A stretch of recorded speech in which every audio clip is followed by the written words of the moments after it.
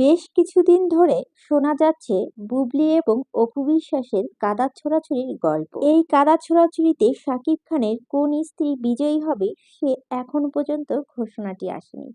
তবে দুজনের কাদা ছোড়াছুড়ি দেখে মিডিয়া অঙ্গন তোলপাড়। অপু বুবলিকে বলছে বুবলি নাকি গেম প্ল্যানিং করছে, আর বুবলি বলছে অপু বিশ্বাসের মুখের থেকে যেহেতু এই কথাটি এসেছে তার মানে সেই করেছে। বিস্তারিত থাকবে এই ভিডিওটিতে, ভিডিওটি না টেনে পুরোপুরি দেখবে। এবার বুবলি অনেকটাই ক্ষেপে গিয়েছেন অপু বিশ্বাসের প্রতি।